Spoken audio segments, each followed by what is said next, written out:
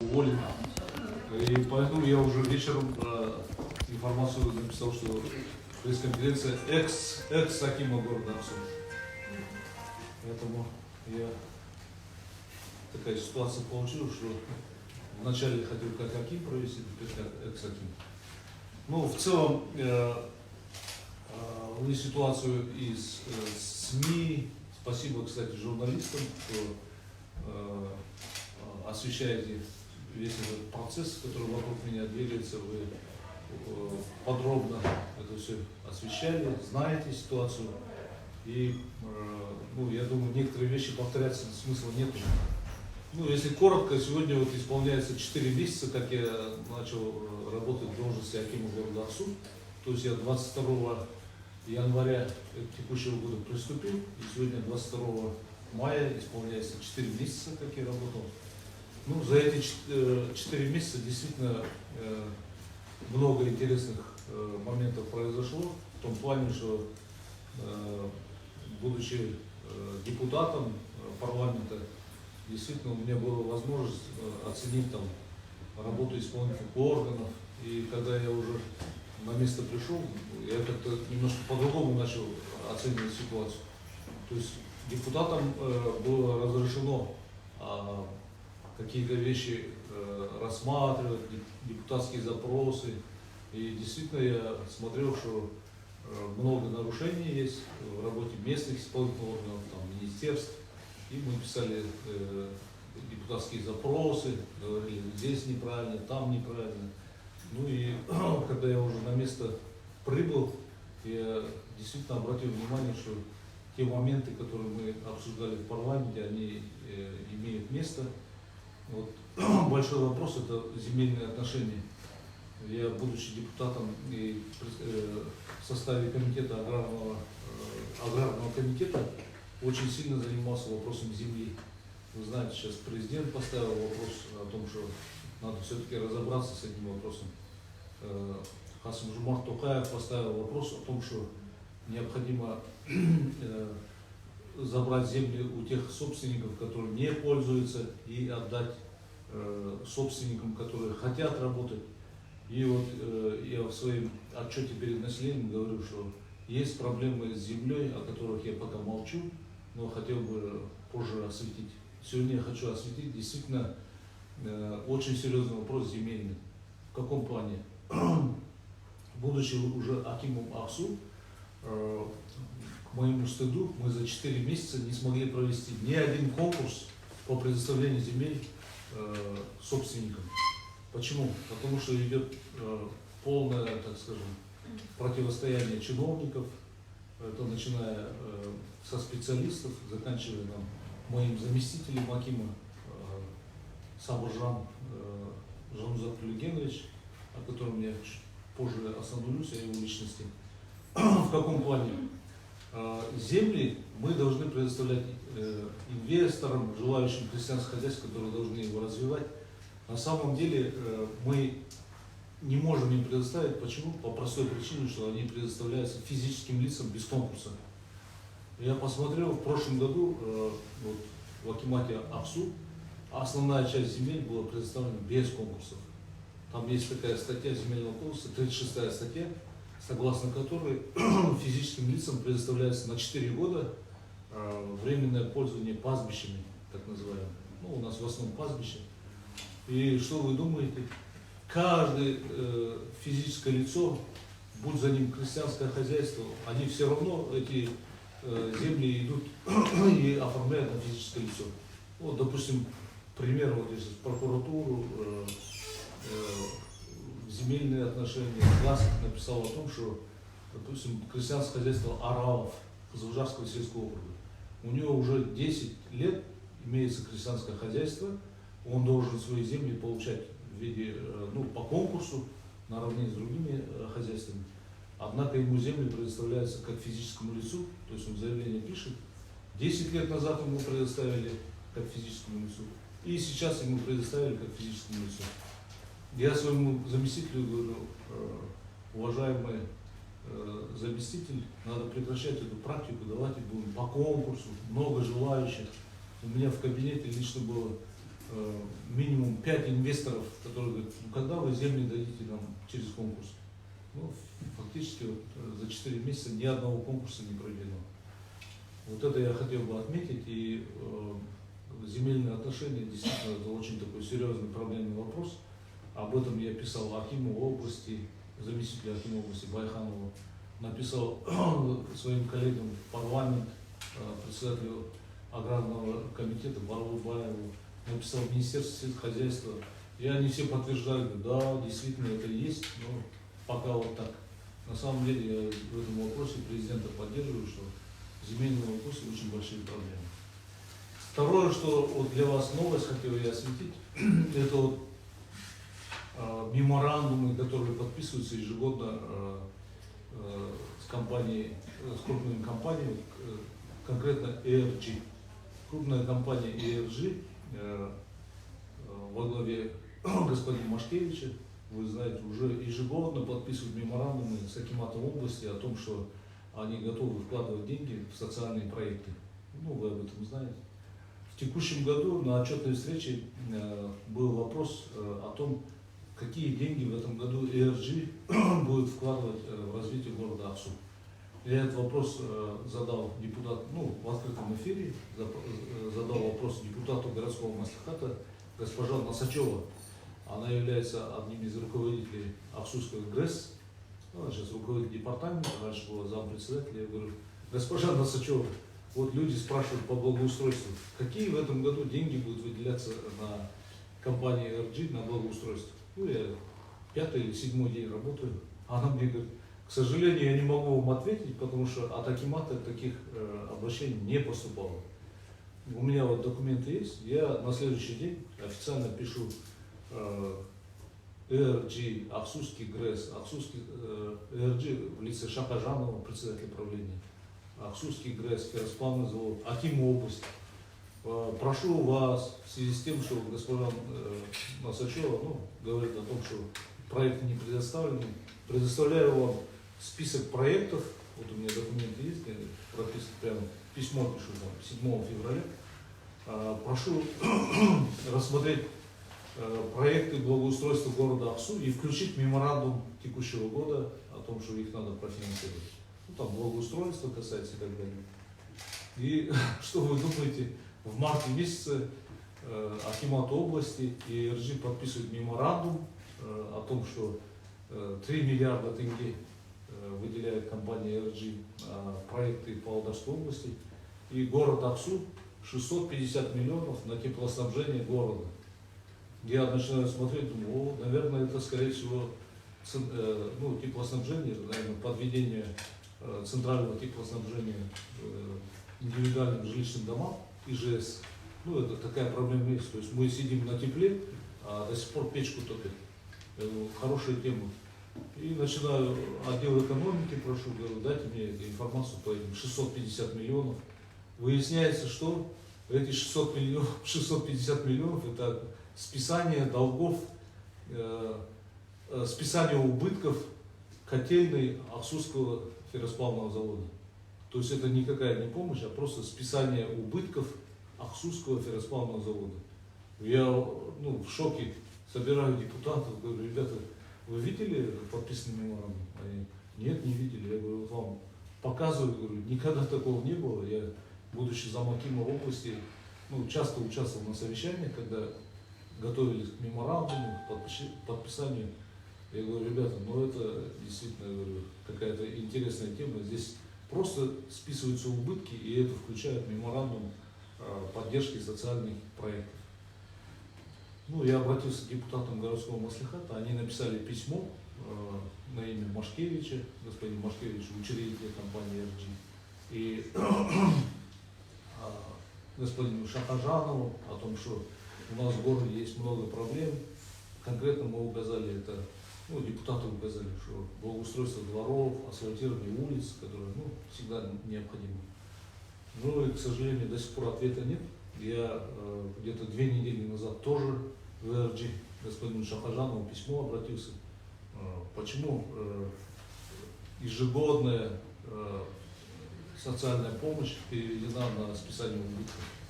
К сожалению, пока ответа нет. Конечно, это расстроит жителей Аксу. Я понимаю, что ЭРЖ, мы вот и в письме указывали, в прошлые годы делали, ремонтировали парки, делали устройство набережной. Но я думаю, скорее всего, это из-за того, что ну, гласности нет. Раньше этот меморандум все равно как-то обсуждался, проекты были. Вот из-за этого это все происходит. Ну и основная причина — это слабость нынешнего руководства Павлодарской области. То есть я вот работал со многими акимами, вот, допустим, господин Бозумбаев, он четко ставил вопросы. Вот, есть крупные компании, давайте четко будем выполнять те или иные проекты. Вот появился, допустим, Башапольский ГОК, им сразу сказали: ребята, давайте с вами меморандум заключим. Да, они финансируют, помогают, но такого слабого меморандума я никогда не видел. Там, кстати, написано $1 миллиард направить на цифровизацию Павлодарской области. Я посмотрел проекты, ну что такое цифровизация? Вы знаете, это одна из отраслей, которые деньги очень тяжело отследить. Вот можете, господа журналисты и блогеры, завтра посмотреть, что такое $1 миллиард на цифровизацию ЭРЖ выделяет Павлодарской области. Ну там тяжело это оценить. Это никакая не социальная помощь. Хорошо, если население это почувствует в виде социальной акции. Вот по земле я сказал, по меморандуму это новая тема. Я ее умалчивал в том плане, что потому что мы от депутатов письмо направили. Я лично обратился 2 недели назад. Говорю: давайте, ребята, все-таки, если вы градообразующие предприятия, давайте серьезными вещами заниматься. Списание убытков — это неправильная тема, я считаю. Поэтому я думаю, ЭРЖ к этому более серьезно отнесется. Еще хотел тему осветить по Аксу Транслогистик. Аксу Транслогистик, я уже несколько раз об этом говорил, и аким области 3 месяца назад я сразу через месяц сказал: вот этот проект финансирования через дорожную карту занятости, это в корне неправильно. Прямо на приеме у акима сказал, показал документы. Он говорит: что неправильно? Я говорю: мы всегда по дорожной карте бизнеса отвечаем. Строили, помогали фермерам, чтобы подвести водоводы на орошаемый участок до границы участка. Тяжело с Иртыша или с канала Сатпаева там подвести воду, это деньги большие. Давайте будем их строить, помогать. 10 лет назад эта тема началась, мы начали эту тему развивать.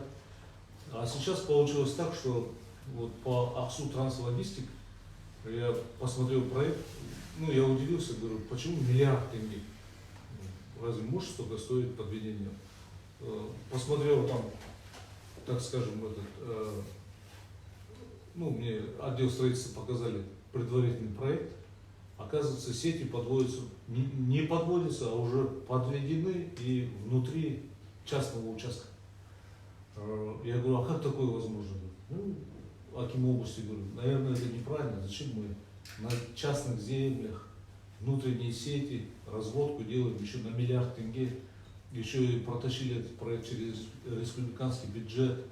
Там еще в договоре написано, что областной бюджет будет рассчитываться в дальнейшем. Это же, говорю, неэффективное использование денег. На что аким сказал: говорит: наверное, может быть, это неправильно, давайте я своему заму поручу, пусть он разберется. Что вы думаете, заместитель акима Байханов мне по WhatsApp просто скинул: Нуржан Кемерович, вы ошибаетесь, сети просто до участка. И я ему скидываю проект, я говорю: господин Байханов, обратите внимание, не до участка, а внутри сетей. И все, на этом тема закончилась. Получается, что администратором программы является отдел строительства. То есть деньги будут выделены нам, мы будем его осваивать. И в конечном счете завтра нас будут спрашивать, скажут: а как такое было возможно, что вы на частном участке на $1 миллиард строите сеть? Я говорю: нет, давайте.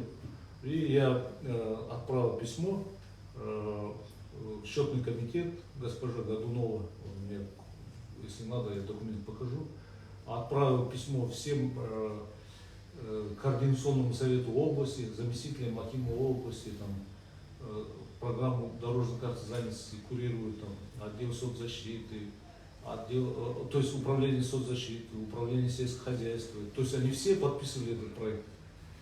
Ну, и опять мне скажут, что я гоняюсь за компанией Бакалова. Ну, к сожалению, это его компания Аксу финансово-логистика. Я просто удивляюсь, ну, куда все смотрят, если уже у него были нарушения при работе с этими своими компаниями. А здесь прямо белыми нитками это все сшито. То есть миллиард тенге бюджетных денег потратить на частных землях, это вообще нонсенс, я считаю.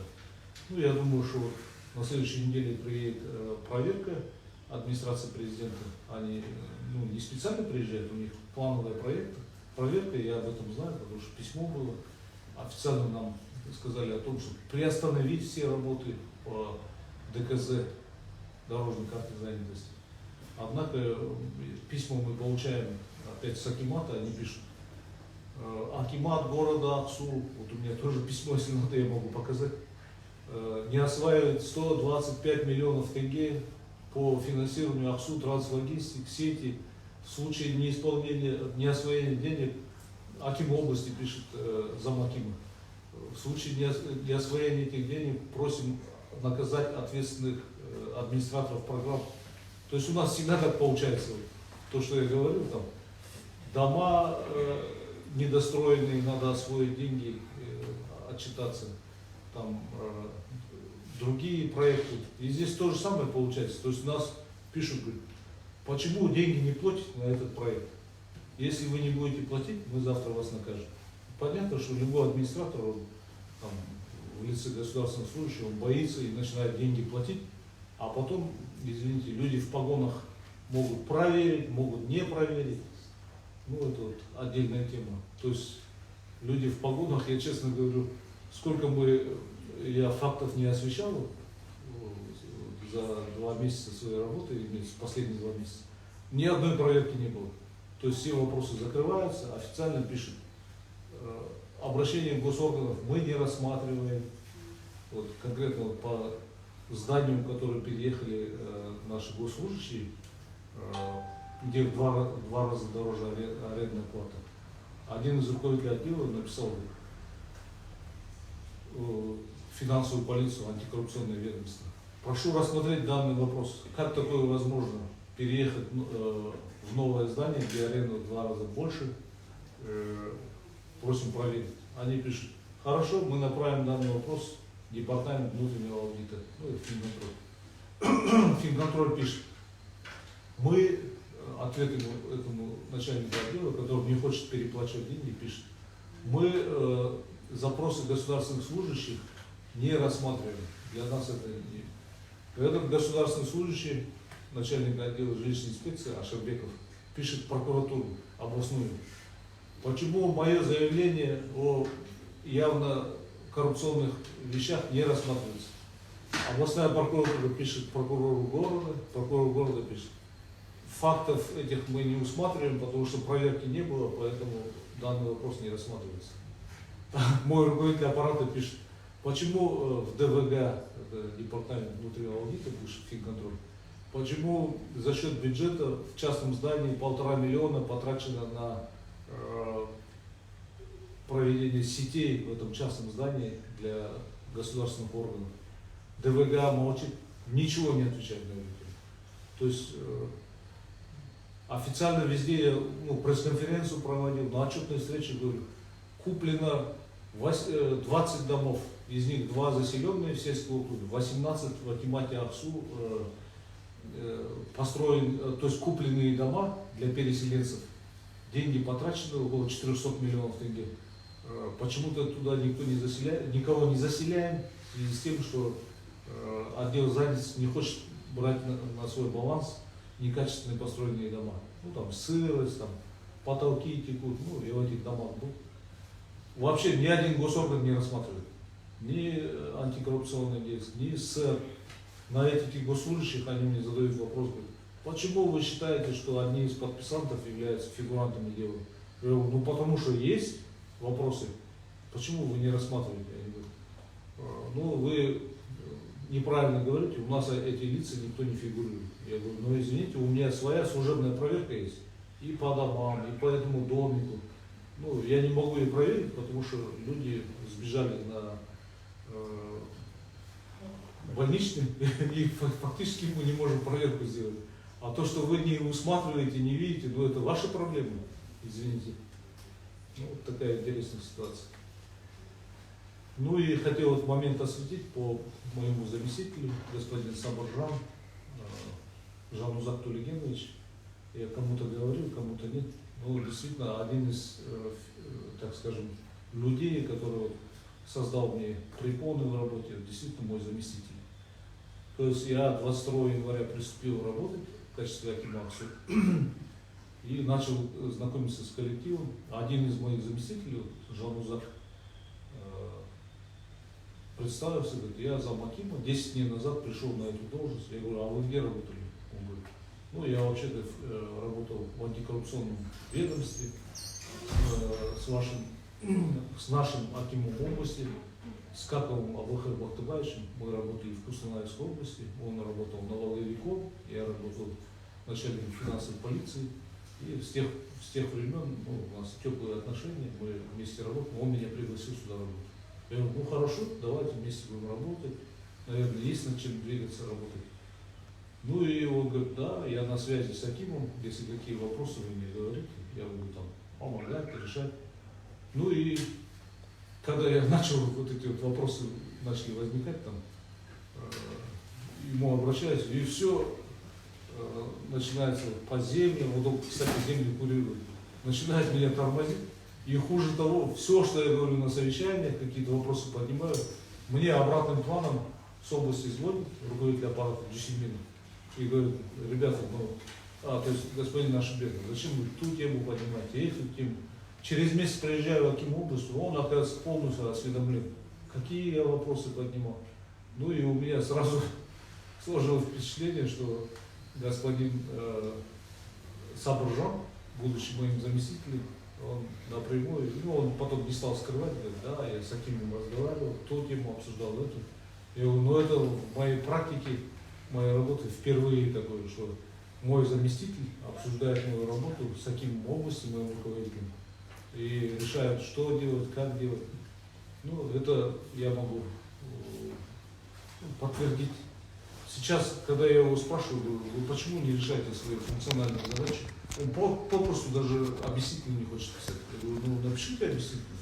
Почему вы, как председатель земельной комиссии, тому дали землю, оно с нарушением, для этого отказывается писать объяснительно, а я не буду вам писать объяснительно. То есть одной из проблем сложившейся ситуации я вижу действительно в этом человеке.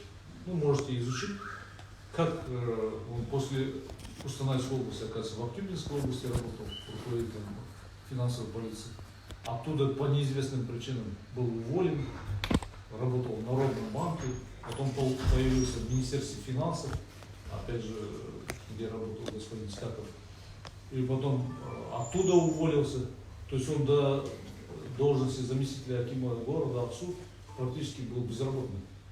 И он официально говорит, да, меня господин Скаков пригласил. Я говорю, а какие у вас вообще дальнейшие перспективы? Он говорит, ну это у меня отдельная задача стоит. То есть у меня всегда этот вопрос висел. Но потом, когда жалобы начали организовывать госслужащих, одна из госслужащих проговорилась, говорит, ну мой куратор замакима пригласил и сказал, это поручение акима области. Поэтому пишите и подписывайте эту жалобу, даже не думайте. Ну, это, сами понимаете, немножко 37-м годом прошлого столетия, когда человека хотят к чему-то подвести, то есть начинают собирать жалобы и так далее. Ну, в целом, подводя итоги вот своей речи, хотел бы сказать, что действительно, если бы я где-то там проворовался, какие-то там у меня были серьезные нарушения, действительно, я бы не смог бы такие вещи говорить, там, о приписках, о непостроенных домах. Я знаю, что тоже антикоррупционное ведомство поручение дали о том, чтобы там, проверить мою деятельность за прошлые года. Ну, город же небольшой, все равно люди информируют. Найдите все-таки на этого товарища что-нибудь. Не может быть столько лет на госслужбе работы, наверное, где-то нарушен. где-то что-то присвоил, где-то там земли какие-то приписал. Ну вот я вам честно говорю, что все эти годы, я 25 лет на госслужбе, из них 20 лет как руководитель, ну, действительно, ну, нет у меня никакого бизнеса, нигде ничего, никакие земли не приписывал. Фу-фу-фу, нигде мне там, если не пришут, опять что-нибудь там не сфабрикуют, никаких коррупционных делах не замешан. То есть всегда я честно работаю и буду с честным именем работать. Ну, я, честно говоря, предполагал, что меня уволят. Ну, где-то я уже, когда мне аким области месяц назад об этом сказал, что или вы уйдете на другое место работы, желательно, чтобы вы перешли. Ну, это честно, в кабинете этот разговор. Ну, я говорю, ну, с какой стати я уйду? Я если уйду, завтра население Аксу скажет, ну, вот он слабак, или там в целом население скажет, да, раз он начал с этой молочной фермы, там в суд подал, наверное, из-за этого его и убрали. Я говорю, ну, зачем я буду? Ну, тогда, смотрите, завтра будете сами на себя обижаться. Я говорю, ну, хорошо. Господин Аким, у вас тоже, говорю, много недостатков есть. Вы вот жалобу еще не проверили, уже на основании этой жалобы говорите, увольняйтесь. Ну, уходите на другую работу. Я вот честно, Абылхан Бакупаевич прямо в лицо сказал, вы на себя посмотрите, вы поменяли почти 90% начальников управления области. Всех поменяли заместителей Акима области. Первого зама уже третий у вас человек. А вы что собираетесь мне оценку давать? Я говорю, не оценку, вы говорите, что я людей поменял и так далее. Я то же самое говорю. Завтра такие же люди на вас жалобу напишут. И что? Вас тоже будут с работы снимать или там? Я говорю, вы на себя посмотрите, прежде чем мне такие замечания делать, что вы людей там 3 или 4 человека поменяли. Я говорю, извините, там 2 руководителя, отдел строительства, отдел архитектуры. Вакансии были полгода. Представляете, люди? Я не мог людей найти, теперь мне жалобы написали, что я привел своих людей. Как я мог своих людей привести? У меня никогда своей команды не было. А то, что там в жалобе вот эта госпожа Хохлова, Валентина Михайловна, там, ну, это основное событие, из-за чего меня уволили. Потому что комиссию по этике, вот у меня запись полностью есть. Члены комиссии говорят, ну как он мог обидеть почетного гражданина города Павлодара? Она там еще какие-то регалии есть. Я, честно говоря, это все регалии не смог услышать. Я говорю, извините, я включил телефон, говорю, я буду разговаривать по громкой связи с господином Прокофьевым, руководителем Аксусского ферросплавного завода по проведению 30-летней независимости. Послушайте, пожалуйста, что вам по этому поводу, ну, потому что АЗФ никак не участвовал. И вот на таком же на расстоянии сидит человек, я с ним разговариваю по громкой связи, она отвернулась, госпожа Хохлова, ну, может быть, действительно ее отвлек этот фотограф, и беседует. Я говорю, ну, когда разговор закончился, я говорю, вы кто, почему вы так себя ведете, почему вы разговариваете, я же вас попросил. Она говорит, я такая. Я говорю, ну, понятно такая, но если вам не интересно, можете идти, ну, зачем перебивать? Нас всего здесь 10 человек сидит в этом зале. Вот я пошла, встала. Я говорю, ну ладно, оставайтесь, раз вы такая. Она нет, слезу обронила и ушла. И это и является основанием моего увольнения. То есть этика госслужащих посчитала, что я грубо себя повел в лице руководителя, то есть этого представителя общественности, почетного гражданина Хохловой. Сейчас уже в соцсетях я смотрю, и про нее пишут, оказывается, она уже будучи на пенсии, работала в частной компании Бакаловых, семьи Бакаловых, то есть представляла их интересы. Ну, я попросил уточнить, говорю, действительно это такая ситуация была. Ну, многие подтверждают, город же не маленький. То есть, я думаю, у нас было там совещание 12 февраля. С 12 февраля она ничего на меня не жаловалась, нигде не писала, могла бы там обратиться в суд или еще куда-нибудь жалобу написать. И почему-то 8 апреля, через 2 месяца, вдруг она все эти месяцы, оказывается, сидела оскорбленной.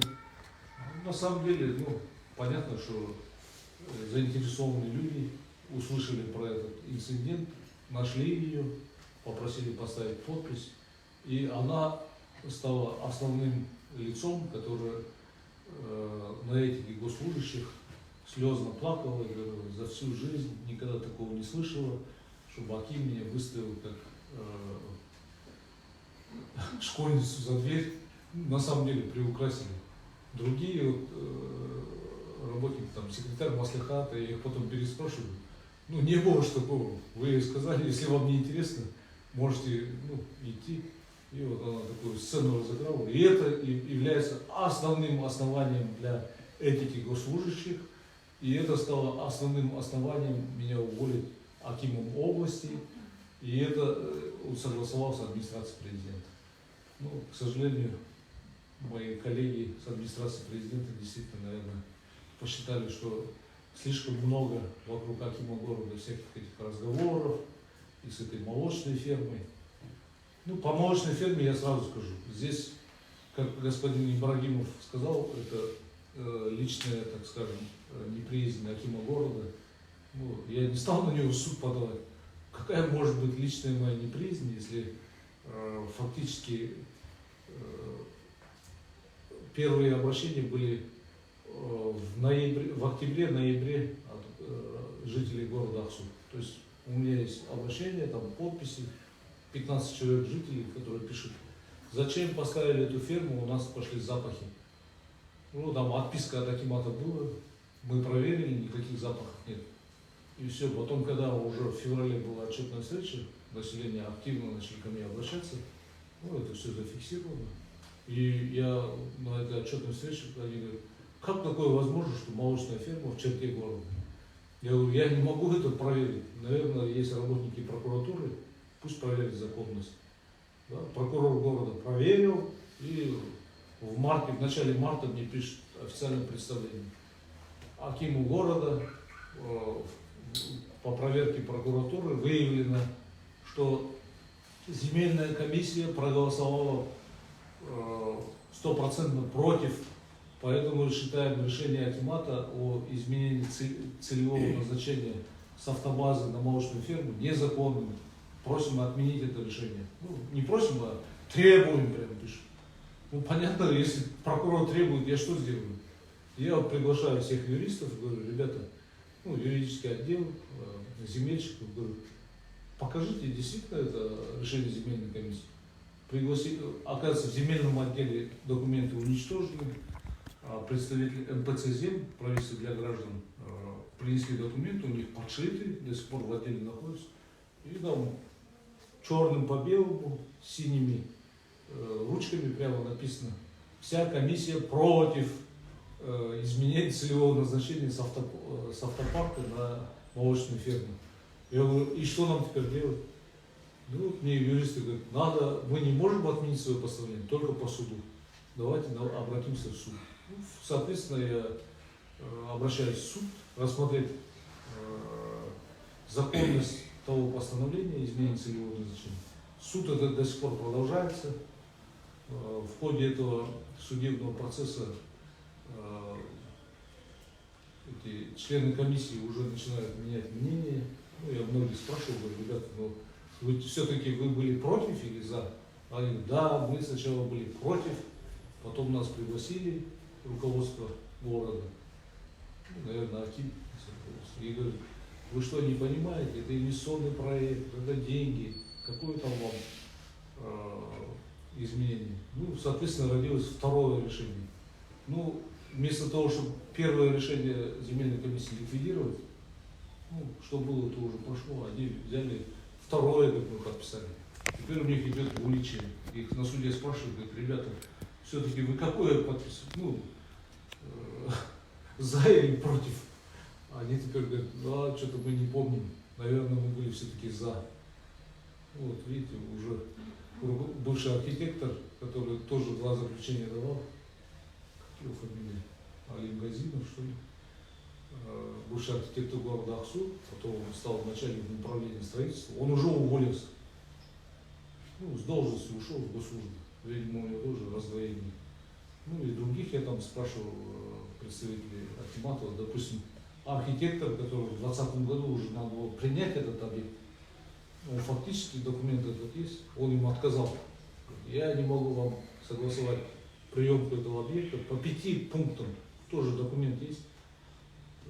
Что вы думаете, на второй день он пишет заявление об увольнении, ему не подписывают, через там 20 дней ему подписали увольнение, бывший аким города Ибраев, отправляет туда госпожу Зайсанову, которая вообще не архитектор, вообще архитектурный. Она приходит, исполняющая обязанности в этот отдел, и на второй день подписывает без всякого там претензий, пишет согласовано принятие этого объекта. Ну и все. В принципе, понятно, сейчас как бы еще раз, это молочная ферма, вот, чтобы господа Ибрагимовы, все-таки это серьезные люди, они там, и в компании LG имеют отношения, ну и крупные, так скажем, бизнесмены, они ко мне вообще никаких обид не должны иметь. Почему? Потому что это вопрос подняло население. Я по представлению прокурора обратился в суд. Идут судебные процессы. Причем нет личной неприязни, я не могу понять. У них неприязнь должна быть бывшему акиму господину Бакалову. Почему? Потому что один из соучредителей этой фирмы, ну, как выяснилось, сестра, я, честно говоря, не знал об этом. Вот меня когда корреспондент РАТО Ольга Воронко спрашивает, а какое отношение Бакалова имеет? Там же учредитель Жумабекова. Я не знаю, наверное, ее родственница, ну, наверное, это родственница Бакалова. Я говорю, точно не могу судить, но, наверное, скорее всего, если он Булат Жумабекович, она Гульнар Жумабековна, ну, потом посмотрели, действительно, родная сестра старшая. Я говорю, пусть господа Ибрагимовы, они обращаются к господину Бакалову, будучи акимом области, как он продавил этот вопрос. Ну, землю переоформили, принятие объекта было. Скорее всего, он им пообещал, что там проблем не будет. Ну, к сожалению, видишь. И этот Аксу Транслогистик то же самое. Все прекрасно знают, что у господина Бакалова были проблемы именно, что налоговиков он просил, чтобы они снизили налоги, не снизили, а лишние налоги не убрали по этой фирме Аксу Транслогистик. Я, ну, не то чтобы гоняться, завтра я буду оплачивать, то есть мой отдел строительства будет оплачивать за эти работы. Завтра рано или поздно это все равно вопрос выйдет. Почему на частных землях Аксу Транслогистик с республиканского бюджета $1 миллиард тенге прокладываются сети? Завтра же мы же будем опять нарушители. Аксу Транслогистик в лице там Бакаловского, а мы откуда знаем? Мы заявили проект, нам все его профинансировали. Опять будут страдать государственные служащие. Поэтому я вчера, когда со своими коллегами прощался, ну, вечером мы уже встретились, там акимат области сказал, проведите моему заместителю, там, Хапасову, всех ознакомьте с распоряжением акима области. Понятно, я их собрал и говорю, ребята, основная моя задача за эти 4 месяца – это показать вам, что нужно работать честно, прозрачно. Завтра, не дай бог, там, по кому-то там дело у вас будет 3-е, 10-е, и вы будете все время говорить, что нам сказали статистику поправить, 3-е поправить, это принять, это подписать. Вот. По Аксу Транслогистике я спрашиваю, ну зачем вы это подписываете? Я говорю, а мы откуда знаем? Нам сказали, мы принимаем. То есть там, если по цепочке посмотреть, там много госслужащих могут пострадать. Я говорю, ребята, прежде чем что-то подписывать, подумайте. Не надо подписываться под эти вещи. Вот. В качестве примера хочу привести вот, Ахметов, молодой человек, архитектор города, который не подписал, он просто красиво сделал. Написал отказ, на следующий день написал заявление об увольнении. То есть он фактически эту ситуацию понял, что лучше с честным именем спокойно уволиться, чем если он сейчас подпишет и завтра его будут привлекать, в том числе, может быть, по уголовной ответственности. Ну, в данном случае я с этим Ахметовым согласен. То есть вот эти приписки, если бы я дальше бы это молчал, завтра это все перелилось бы на меня, и я был бы в этой, как бы, в этом кругу участников. Завтра все это могут на меня перевернуть. А почему вы эти дома приняли, а почему вы там деньги оплатили? Ну, основная причина в этом. То есть я сразу сказал, ребята, я в эти игры не играю. Извините, пожалуйста, получается, нельзя быть честным чиновником? Не понял? Нельзя быть честным чиновником, получается, по вашим словам? Ну как нельзя? Я вот, то есть долго не проработаешь? Да, ну в принципе я же долго работаю в этой системе. Тогда значит, вы были только отрезок времени честны? Нет, я всегда был честным. Вот я в управлении сельского хозяйства работал, работники, вот сейчас они там работают, сидя в кабинете, я до 50, до 100 миллионов тенге находил приписок. Но это было без прессы, без ничего. Вот в зале сидим, члены комиссии по субсидированию. Я говорю, вот это хозяйство, у него столько скота нет, он столько мяса не мог сдать. Поэтому, ребята, прошу перепроверить, зачем мы будем платить 10 миллионов тенге. И все, на следующий день члены комиссии, я говорю, посмотрите еще раз, перепроверьте. На следующий день члены комиссии приходят, мои работники управления сельскохозяйства говорят, да, Нуржан Камирович, вы были правы, давайте уберем это субсидирование. То есть это всегда было. Но я никогда это, зачем это все освещать, так скажем, грязь ли. Были такие факты. Допустим, в Экибастузе я работал, вот эта школа, которая строилась для инноваций, как она называется? Школа для колледж, для... Долголетний вот это? Да, долголетний этот проект, который Министерство образования начинало. Образовательный центр для будущих работников. На него потратили 10 миллиардов тенге.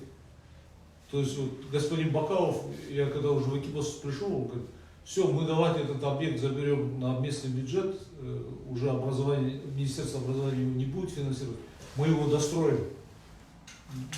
Я, честно говоря, говорю, зачем его сейчас столько денег, там еще 4-5 миллиардов тратить, когда он здесь в городе Экибастуз, я проехал, эти 40 школ, до сих пор там советские рамы стоят, во двор нельзя зайти, там асфальт рушится, спотыкаются дети.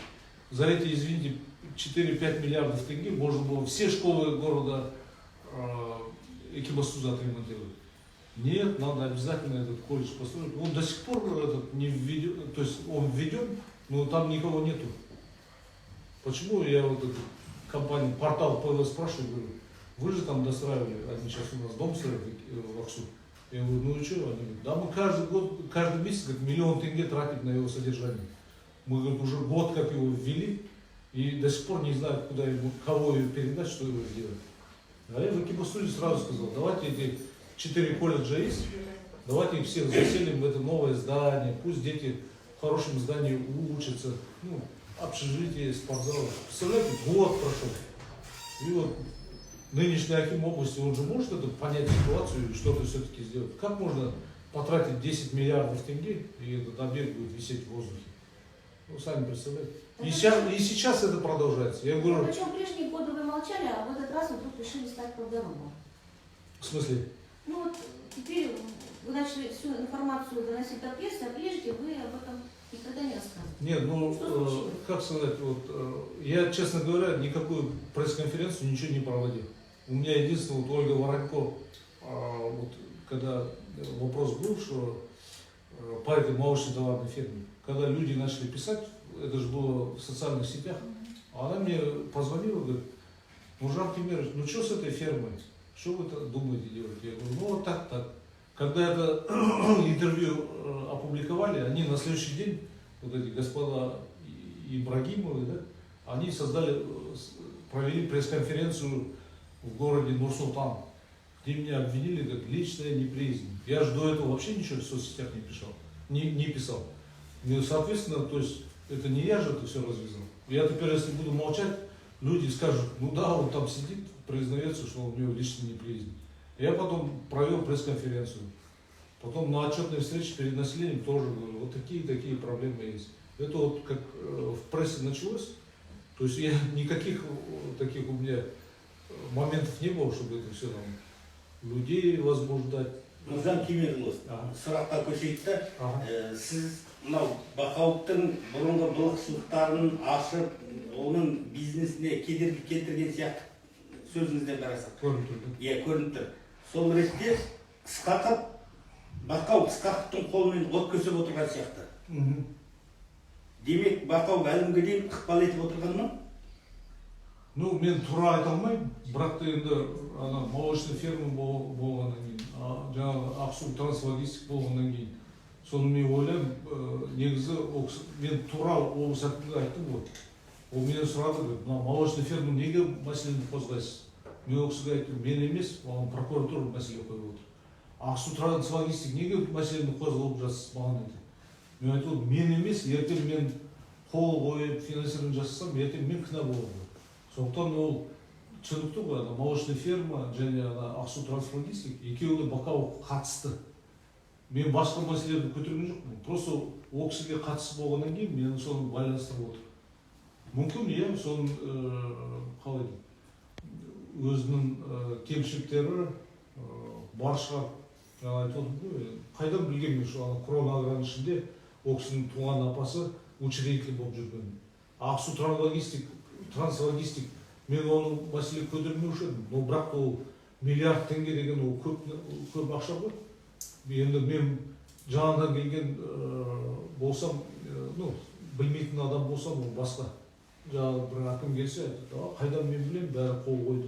Бірақ мен ол мәселе білем ғой. Біз 10 жыл фермерлерге көмектесеміз, 10 жыл. Олардың проектілер бойынша учаскеге дейін айтады ғой, водоводтар болсын, басқа инфраструктура.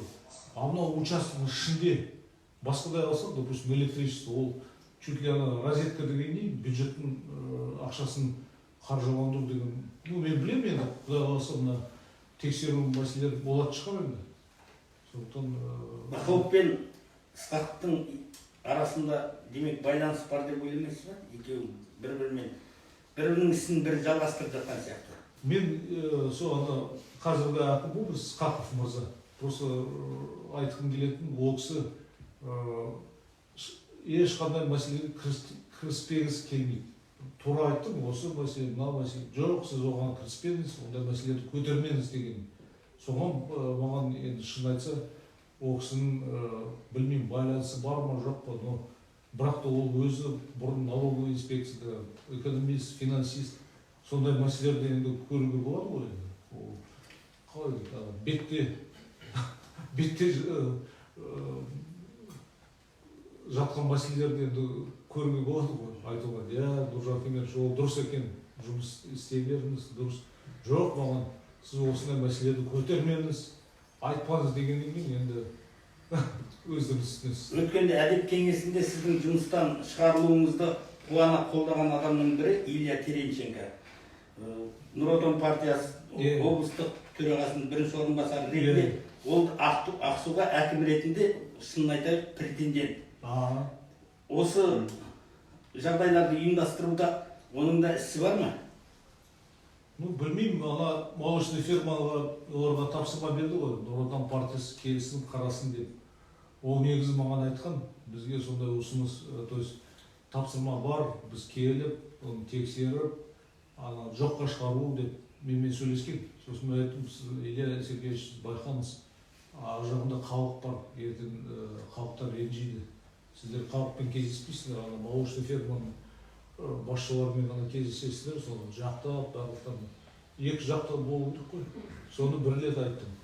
Екіншіден комиссия өткізген кезде арыз жазған бір адам, менің орынбасарым Нұр Отан партиясының, Наргуль Жамбуловна деген азаматша.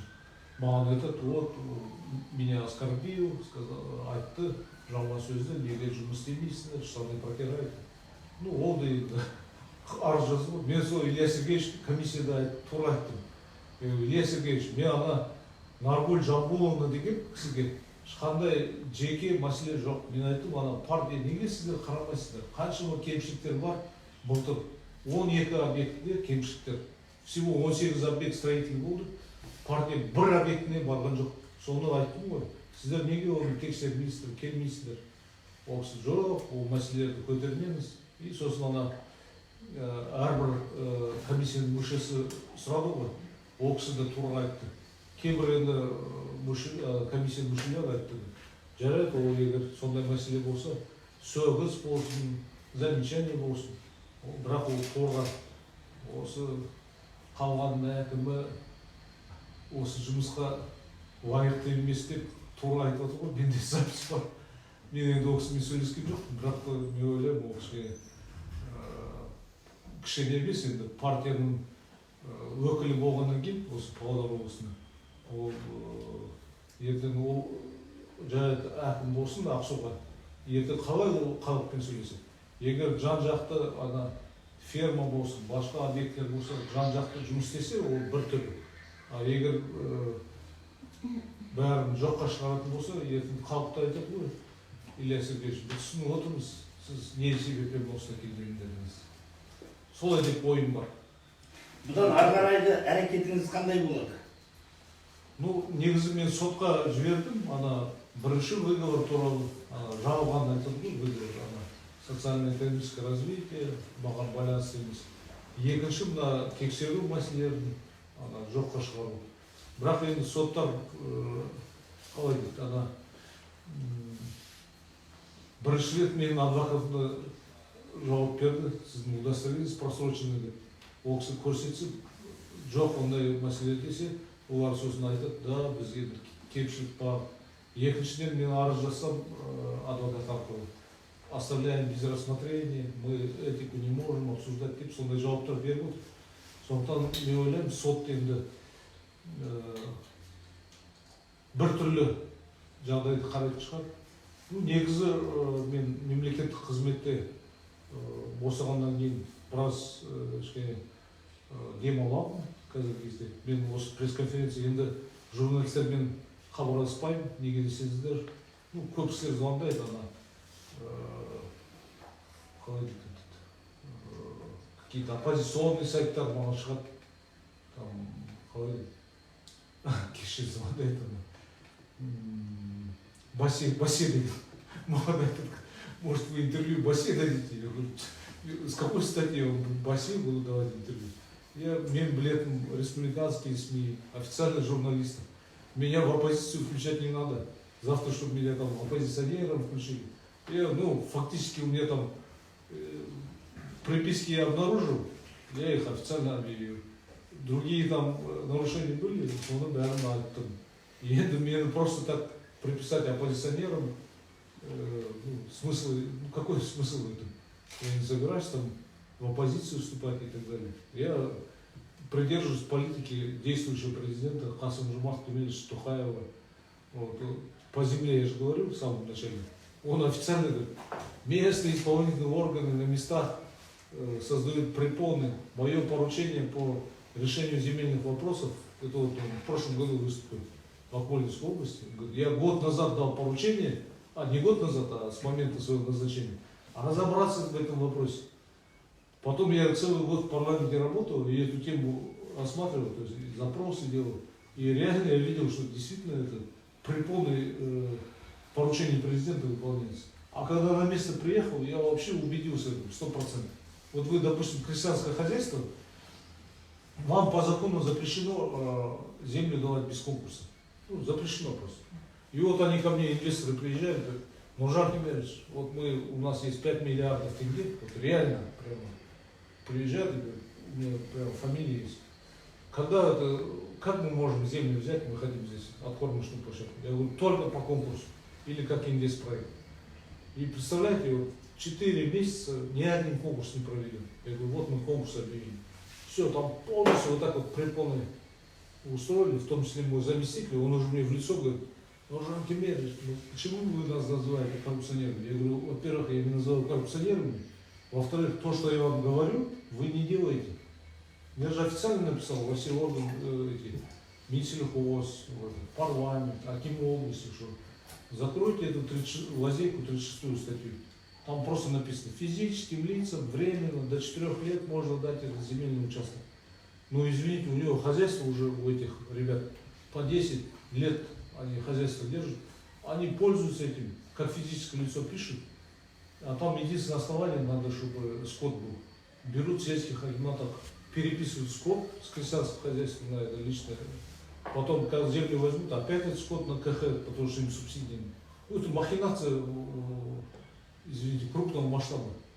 Я про это уже, ну я же специалист, с первого дня об этом говорю, и этот мой заместитель говорит, ну вот видите, на вас уже будут жалобы писать, потому что вы отказываете. Өзекеме сұрау, өткен әдеп кеңесінде бәрі қатыстық тыңдадық. Әдетте ондай жағдайда шенеунікке ескерту, сөгіс солай жариялайтын. Ал сіздің жағдайыңызда өткенде бәрі жұмыстан шығаруды бір ауыздан қолдап, бір ауыз емес. Жетеу қолдау. Негізгі жетеу қолдау ғой. Сол бұл жерде бәрі шығарайық дегенде қараған кезде бұл тапсырма ма? Иә, тапсырма. Неге десеңіз, ана комиссияның мүшелері кім? Облыс әкімінің руководитель аппараты, Дүйсенбинов Нұрлан. Бәрі ұйымдастырған, мен ойлаймын, ол кісі, мен ойым бойынша. Ана тексеруші органдар, антикоррупционное ведомство, служба экономических расследований, комиссия мүшелері, ЦПСИ, Центр правовой статистики прокуратуры, ДВГ, бывший финконтроль. Ну, Теренчик түсінікті бесеуі, кім тағы? Прокуратура. Ана департамент басшысы өзі агентство госслужбы. И жетінші тоже госслужащий. Она общественниктер, допустим, телевидение, Қобланбек Қожин, қарсы телевидение, Амангелді Шапевич, общественник. Гуляев, по-моему, Гуляев, да, фамилия? Вот 4 человека, общественники, они против. А ЖТУ, они все государственные служащие. Ну, понятно, что у них четкая ориентировка, чтобы меня обвинить. И я спрашиваю, а когда они их же спрашивают, ну, какое ваше решение? А они все говорят, ну, раз он почетного гражданина из кабинета, ну, зала заседания выгнал, давайте его снимем с работы. Ну, это вообще нонсенс, честно говоря. Например, может быть, сразу так не к договору даже пришлись? Вы как оцениваете? То есть вдруг за 4 месяца вот так вот свернули бараний рог и все? Ну, я не знаю. Я вообще, когда депутатом работал, там нас заранее спикер парламента, господин Нигматуллин, сказал, ребята, не сказал, а официально сказал, ребята, вас всех трудоустроит, не волнуйтесь, вам будет предложение, вы смотрите. И мне господин Скаков позвонил, говорит, Нуржан Кемерович, мне есть поручение, вас трудоустроить, побывали там, поработали в парламенте, на родину возвращаться. Я говорю, что предлагаете? Он где-то в ноябре или декабре уже звонит. Акимом города Аксу. Я говорю, ну извините, во-первых, еще парламент еще не закончился, может меня еще по партийному списку. Он говорит, ну не знаю, смотрите. Потом еще раз мне звонит уже в январе. Говорит, все, вас в партийном списке нет, давайте вы на родину возвращайтесь, акимом города Аксу, я готов вас принять. Я потом ему отвечаю, говорю, я вообще-то хочу в Минсельхозе работать по моей специальности, я тем более министр сельского хозяйства Умарова Сапархан Кисикбаевича знаю, он мне должен сейчас пригласить на прием, там есть 2 вакансии, хочу здесь, не хочу я сейчас в регион ехать, будет 1,5 года. Приехал с региона. Он говорит, все, я уже с Умаровым переговорил, он вас не будет приглашать. То есть фактически они меня чуть ли не силой говорят, давайте, раз нам поручение дано. Ну, честно говоря, я представлял, что такая ситуация будет. Почему? Ну, потому что я тоже, будучи в парламенте, отслеживаю уже по Павлодарской области. И тем не менее пошли. Ну, куда деваться, я же безработным не могу ходить.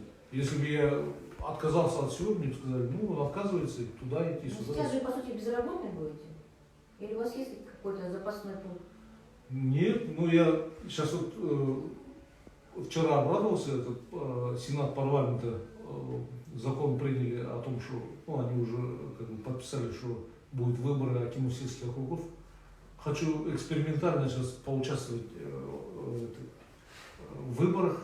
Вот, допустим, вот здесь село Кинжиколь, там аким сельского округа уже ну, на пенсии. Точно будет в июле уже выборы, июль, август. я поучаствую, потому что я в этом селе вырос, 10 лет мы там жили, отец был руководителем, его там все люди вспоминают. И вот хочу проверить вот этот демократический процесс. Действительно, смогу ли я участвовать в выборах? Если меня опять там найдут какими-то там приповоды, меня выбросят, так сказать. Ну, я чисто хочу эксперимент провести. Тогда я скажу, ну, опять поручение президента на местах нивелируется. Но так или иначе, просто вы переходите на сторону оппозиции. То есть вы становитесь определенную позицию. Не, я в оппозицию в этом плане только перехожу против Акимова области. Потому что я считаю, что господин Скаков, ну, он как руководитель области, он очень слабый человек. Ну, я же примеры привожу. Иван Кемерович, дайте, пожалуйста, мне короткий вопрос. Прокомментируйте версию о том, что Скаков уволил вас по настоянию бразильца. По настоянию чего? Не бразильца. Ну, вот в свете того, что вы сейчас в том числе рассказали. Ну, не думаю.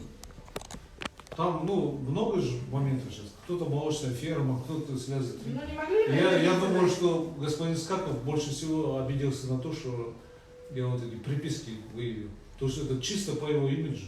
Извините, 57 миллиардов тенге приписки в статистике, это не город Аксу, это вытащили всю область. То есть, когда он это увидел, он сам, наверное, ужаснулся. Но я, честно говоря, я думаю, что ну, все об этом знали, его заместители, он. Ну, зачем приписывать непостроенные дома, просить какую-то фирму, Тазастар, отчитается с 57 миллиардов. Просто ему надо там показать себя, что он активно работает, у него там все и инвестиции, и строительство, и жилье с плюсом. Я госслужащих спрашиваю, вы интересно, когда подписываете, вы думаете о том, что на вас завтра могут уголовные дела? Ну, это же руководство в курсе, пусть они нас потом защищают. А как вы узнали об этой фирме? Из каких статистики, может, какой-то внутренней, из документов каких-то? Ну, это просто, вот когда я уже, мне начали подводить к тому, что из-за уменьшения инвестиций и строительства я начал изучать документы, откуда вообще в прошлом году столько было, ну, такой рост. Ну, понятно, там АЗФ, ГРЭС, и там есть такая небольшая табличка в отделе строительства, который показывает крупных инвесторов прошлого года. И я вот по списку смотрю, там написано Тазастар. Я своих подчиненных спрашиваю, а что за фирма Тазастар? Что-то в Аксу я не слышал. Они говорят, ну, они сами честно мне говорят, ну, мы, говорит, попросили. Они сами мне говорят, мы их попросили, чтобы они отчитали статистику. Теперь я официально уже статистику написал, вот эту инвестицию уберите.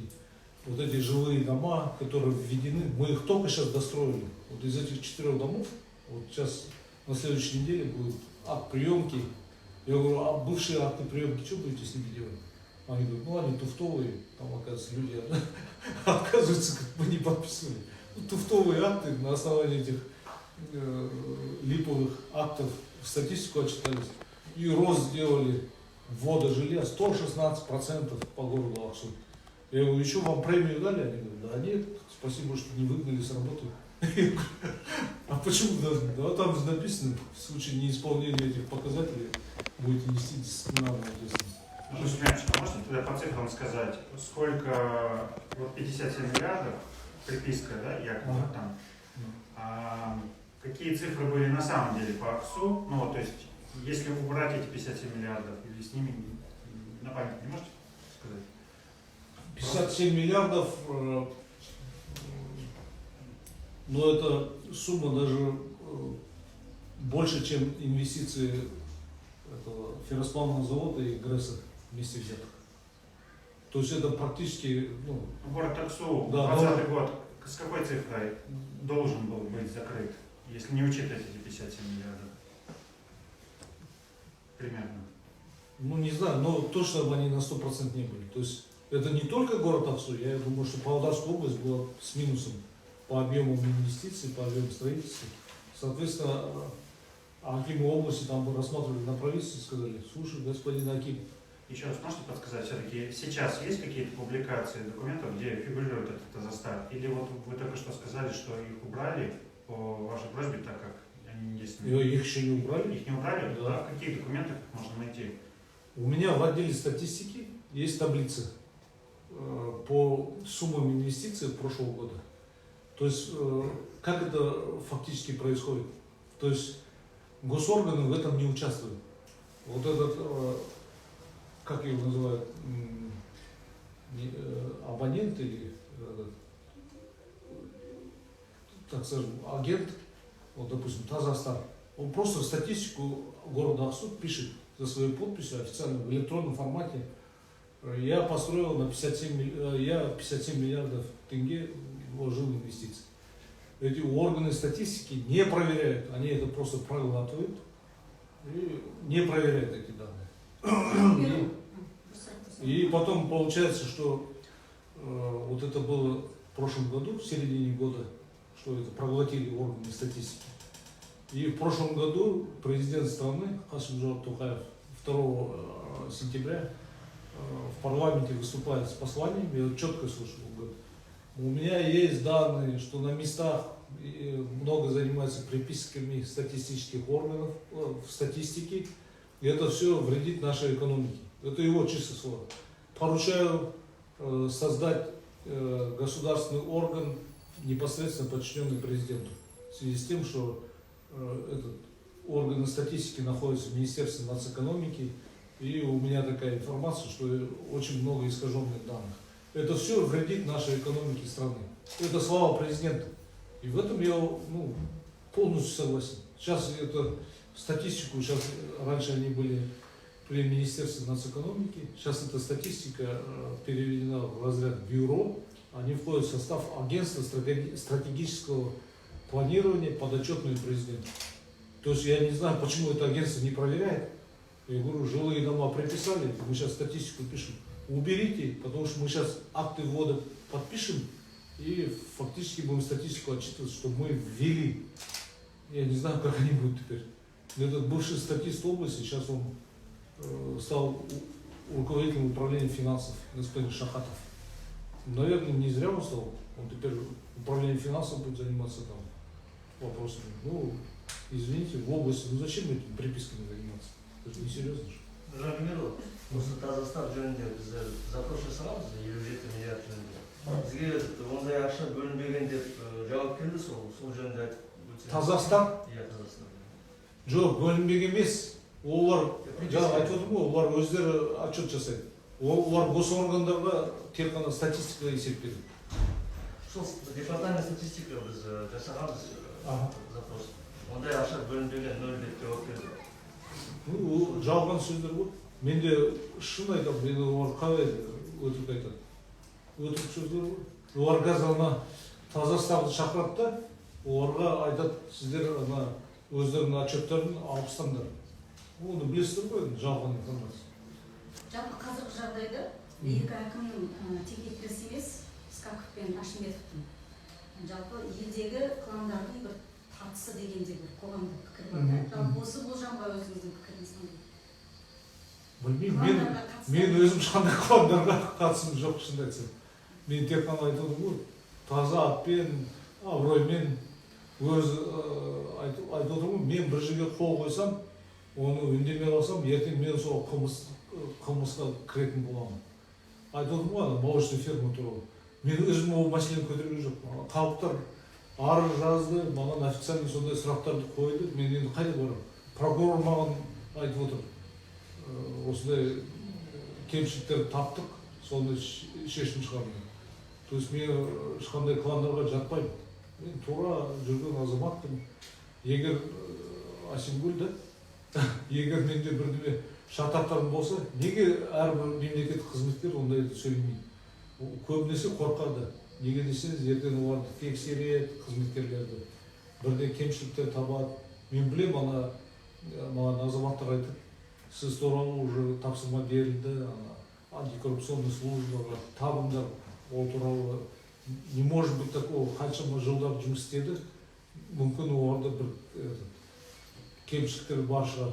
Табыңдар деп сондай тапсырма берді.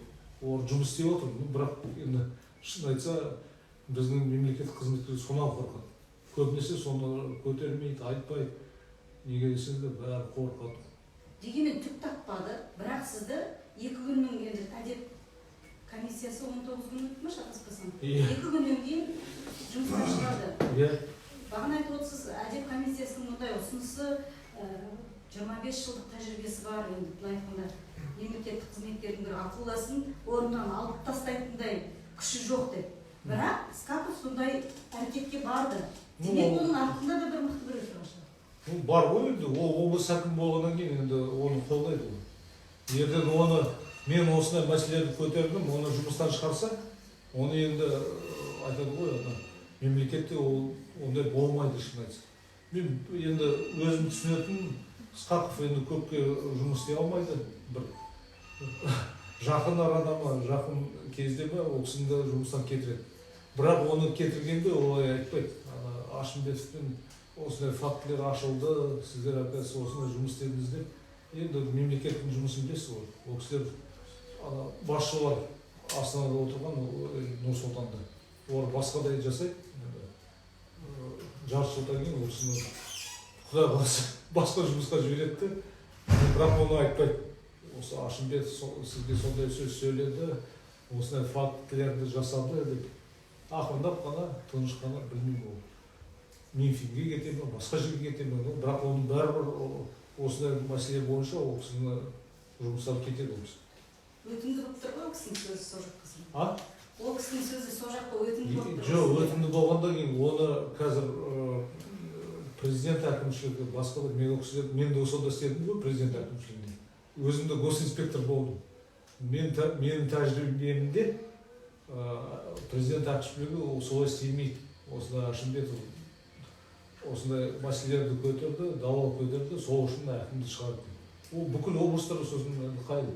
Любой қаланың әкімі айтса, мен облыс әкімінің шешімімен келіспеймін десе, ертең ол Қазақстанда ол негізі қалай дұрыс болмайды ғой. Сондықтан мен ойлаймын, қазір оны күте тұрады, біраздан кейін басқа себептермен ол кісіні басқа жұмысқа жібереді, содан кейін тынышталады ол мәселе. Енді осы жұмыстан алу сіздің имиджіңізге қандай бір кері әсер етпей ме? Жоқ, менің имиджім қазір өсті ғой. Мен спрашивают қазақша, что с вашим имиджем теперь? Вас же опустили. Я говорю, наоборот, мой имидж сейчас на высоком уровне. То есть, я, честно говоря, некоторые пишут, говорят, как он мог столько журналистов купить, каких-то ботов купить? У меня, честно говоря, таких денег нет. Вчера мне показывают, говорят, у него там боты сидят, которые купил. Я говорю, интересно, говорю, какой-то человек, говорит, он нам задание дал. Я говорю, извините, ребят, найдите такого человека, которому я просил, чтобы за меня там в соцсетях что-то писали, какие-то воззвания. Немного пишут. Давайте мы это напишем президенту, я пишу. Сами знаете, я говорю, к этому отношения не имею. То есть я никого никуда не подтягиваю, никакие там митинги провести или там в честь меня, то есть в защиту меня собрать там подписи. Я вот, честно говорю, я такими вещами не занимаюсь. Ну, я сам, извините, в госслужбе работал, в администрации президента. Я понимаю, завтра меня там могут приписать, тоже Скаков скажет, а он, оказывается, оппозиционер, он хочет здесь дестабилизацию создать. Мне зачем это? Я просто спокойно в сторону уйду. А хотите ли вы обжаловать свое увольнение? И за 4 месяца общались ли вы с Бакаловым по его вот бизнесу? Все-таки вы работали вместе очень Ну, долго? с Бакаловым я не общался, мне там кто-то предлагал, говорит, может встретиться с ним. Я вообще к Бакалову отношения не имею. Честно говоря, вот если бы не эта молочная ферма и вот этот Аксу Транслогистики, я специально ходить за Бакаловым, там, искать его какие-то там, у него там много фирм, вы сами знаете. То есть вы приятелями не были? А? Приятелями не были? Приятели? С Бакаловым не были? Нет, приятелей никогда не был. Мы по службе работали. Ну, было, конечно, что мне говорят. Нуржан Кемерович, я был замахим области, он с города пришел. Я раньше его сам курировал, когда он в районе работал. Нуржан Кемерович, давайте в Павлодар на мое место. Я говорю, хорошо. Он через время говорит мне, Нуржан Кемерович, может быть, в Экибастуз перейдете? Мне вот Кумпикеева рекомендует молодого. Ну, хорошо, молодым дорогах. Если надо, давайте в Экибастуз перейду. Нуржан Кемерович, вас там по резервному списку парламент предлагает. Не хотите вы перейти? Ну, раз вы просите, конечно, передам. Ну, то есть, фактически он, что хорошо, он со мной никогда там в открытую не противостоял. Он Аккуратно. вас технично вывел из области, так получается? Ну да, он как бы всегда мне предлагает. Я когда в администрации президента, это же согласовывается, меня приглашают, ну я коллег знаю, я там работал уже. Я говорю, а какое основание, почему он говорит, что меня передали? Ну ему дискомфортно, он, оказывается, у вас раньше чуть ли не в подчинении был. Ну, он аким Качевского района, я зам акима области, или он там в Аксу, я зам акима области, и курировал. Балат Жамамбекович, вот это надо делать. Говорит, ему теперь дискомфортно. Я говорю, ну хорошо, если дискомфортно, пусть работает. Вы ему не говорили, если вам не интересно, то можете идти на совещание? Что? Бакалову не говорили, если вам не интересно, можете идти на совещание? Нет, я такие не... Ну, по крайней мере, он всегда меня побаивался, я точно знаю, потому что он что-то, если мне говорил, он 5 раз подумает. Господин Скаков, он немножко ошибся в этом плане. То есть вы решили Скакова, а не будете в суде, да? Нет, я же как по закону опротестовал. Первый его выговор по социально-экономическому развитию, то, что дали, непонятно. Второе, теперь на его проверку, которую он организовал, что там. Ну, посмотрим, адвокат там занимается. Я, честно говоря, ну, не хочется заниматься этой темой. Ну, посмотрим. Скорее всего, суд нам будет отказывать везде. Потому что они, я же говорю, вот, совет по этике. Я говорю, вы меня не рассматриваете, я в суд подал на эту проверку. Они говорят, а у нас есть заключение суда, что вам уже отказали. Я говорю, у меня еще нет. Потом прямо на заседании мне адвокат пишет, поступило вот 5 минут назад сообщение о том, что суд оставил ваше обращение без рассмотрения. И этот антикоррупционщик мне говорит, почему вы такой неискренний? В начале этого комиссии говорили, что Не знаете? обращение находится в суде, а теперь говорите, что пришелся. Я говорю, ну извините, вам что, сотовый телефон показать, что ли? И вот он тоже на меня, антикоррупционщик, обиделся. Ну как он же не детектор, который по Zoom-конференции может определить, ли я искренний человек или не искренний. В связи с тем, я считаю, он говорит, у меня запись есть, я считаю, он не искренний человек. Вначале сказал так, а теперь говорит так. И зачем он обидел это почетное награждение? Я считаю, такого человека надо гнать с таким угодно. Скажите, пожалуйста, вот сегодняшняя пресс-конференция, это желание показать Акиму области, что вы не боитесь его, что вы будете двигаться дальше или вообще? Нет, я еще раз повторюсь, я вначале говорю, ко мне очень много обращаются СМИ. То есть люди просят, говорят, дайте интервью, вот тоже вот, радио Азаттык, да, Асимгуль здесь, да? Да, вот вчера они приехали, остальные люди, они звонят, говорят, мы хотим приехать, у вас поручение, у вас интервью взять. Я говорю, ну, ладно, если вы, я говорю, вы, ну, серьезно, да, ну вы что, мы же в парламенте у вас брали интервью. Я говорю, ну, хорошо. Потом всякие там непонятные блогеры, вот вчера ко мне приехала Дана Мухамеджановна, есть она сегодня, нет? Это, да, она советник Акима области, представляете? Я говорю, а вы зачем ко мне приехали? Она мне пишет, говорит, я хочу у вас интервью. Я говорю, вы как советник Акима области? А она говорит, нет, у меня, говорит, свой частный сайт какой-то блогерский есть. Я говорю, интересно, у вас вот эти операторы приехали, они, говорю, не госслужащие. Я говорю, Дана Мухамеджановна, она прямо в кабинете, я потому что при свидетелях было, я пригласил руководителя отдела внутренней политики, исполняющий обязанности, и центр, как он называется, центр информатизации наших коммунальных предприятий, Зада Аскарович. Я говорю, ну, давайте Дану Мухамеджановну послушаем, что она от меня хочет. Приехал, вроде я ее считаю, что она советник Акима области, она хочет у меня интервью брать. Я говорю, Дана Мухамеджановна, вы честно, точно определитесь, вы как по поручению Акима приехали, или она говорит, я вообще-то как частник приехал. Я говорю, интересно, а вы этот госслужащий? Она говорит, да.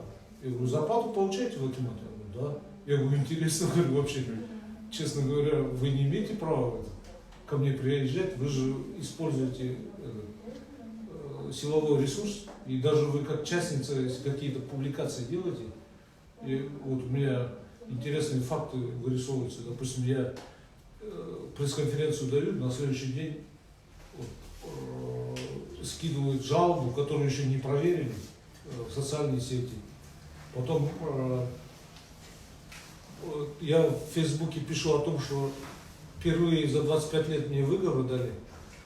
Откуда-то находится документ с областного акимата, что Арын, оказывается, мне замечание дал. Я, честно говоря, этот документ не видел. И то, что Бакалов не видел, я вчера Асимгулю рассказывал. Если бы меня ознакомили, в памяти было. Но мало ли там бывает, что официально сказали. Может, они там документ сделали. Я говорю, интересно, это без кадровой службы, без, я говорю, Дани Мухамеджан, без вас это никак бы не было опубликовано. Это же документы внутренние акимата. Там, Арын в 2000 каком-то году нашли выговор. Я говорю, ну это же ваших рук дело. То есть вы фактически вы не независимый сейчас журналист или блогер. Она говорит, я журналист. То есть я ей еще сказал, я говорю, Дана Мухамеджановна, вы не шутите, завтра у вас тоже агентство госслужбы должно рассмотреть. Как вы можете совмещать зарплату получать советником акима, госслужащим, и писать там, вести свой частный блог и меня там поливать, там, создавать. Я говорю, зачем вы приехали вообще? То есть вы отказали ей? Ну да, я ей сказал, говорю, вы если хотите, я говорю, завтра пресс-конференция, приезжайте. Она говорит, все, я обязательно приеду. Ну где она, я ее не вижу. Она уехала, через час приехала кадровая служба, меня ознакомили с приказом увольнения. То есть она хотела, видимо, снять это интервью до моего увольнения и там показать там где-то, где она там себя позиционирует, что... Так что ваша коллега Дана Мухамеджановна, как ее фамилия? Саудагирова. Саудагирова, вы по ней тоже, ей тоже, кстати, вопрос задайте. Как она журналист, частный блогер? Она говорит, у меня свой частный блог, я журналист бывший, имею право. То есть она, получается, за бюджетные деньги акима области или акимата области, она пиарит там акима области, неугодных людей может там размещает. Ну, я не могу сейчас точно утверждать, но если она мне приходит в кабинет и говорит, я как частный блогер, я говорю, вы определитесь, вы частный блогер или вы советник акима области? Она говорит, ну я там зарплату получаю, я вообще госслужащий, я говорю, ну тем более вам запрещено этим заниматься. Я говорю, извините, вы тогда официально не напишите. Ну и она, честно говоря, и ребята операторы, я их вижу, говорю, ребята, вы вообще кто? Они что-то промолчали, ушли. То есть они, может быть, еще и с какого-нибудь телевидения, которых, за счет бюджета. Ну как она может частный блогер с собой еще этих операторов возить? То есть вот кого надо на этих госслужащих рассматривать. То есть вот о тех договорах, которые были от Арына, от Бакалова, получается, вы ничего не знали? Нет, я же говорю, я же в Фейсбуке написал, 25 лет на госслужбе никогда этих дисциплинарных взысканий не получал. Да, я помню, когда Бакалов в 2016 году я только приступил, в апреле назначил, осенью, вот в город поздно подключаете, я объявляю замечание или выговор Акиму Ашимбетову. Я говорю, ну ничего себе, блин, на 3 дня опоздали, и то мы в сентябре начали, это опять на сегодня. Ну, он хотел себя показать, что я бывший аким города, у меня все хорошо, вот он виноват. Потом я спрашиваю, говорю, в смысле официально? Да нет, вы не переживайте, он на людях сказал, при прессе, на совещании, на самом деле вам ничего не будет. Я говорю, ну хорошо, ладно. То есть если такой выговор был, вы должны были быть с ним ознакомлены подход. Да, я не подписал такой, у меня с памятью, слава богу, все в порядке.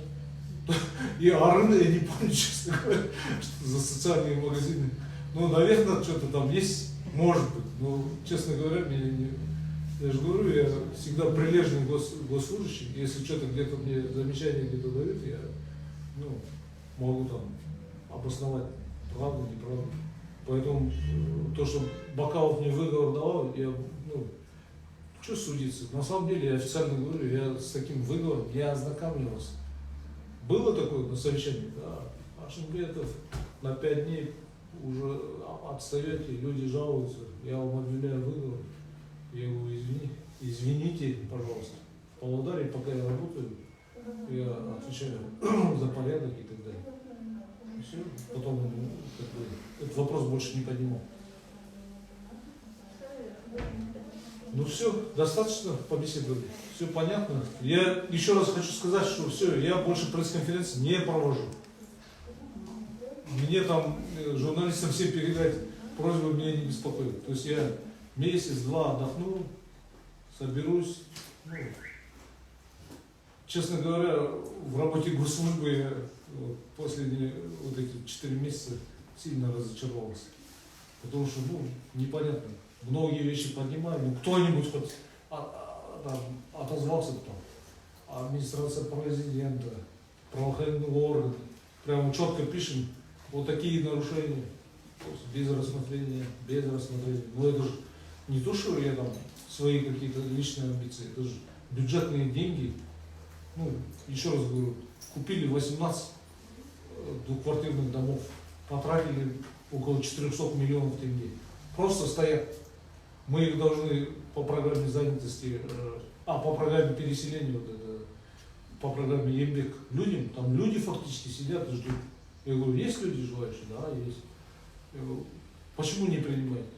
А мы сейчас заселим, они будут жаловаться, потому что там потолки протекают, из пола сырость идет. Ну, извините, это же бюджетные деньги, я же не из-за того, что мне делать нечего, сижу, этот вопрос понимаю. И самое главное, они стоят.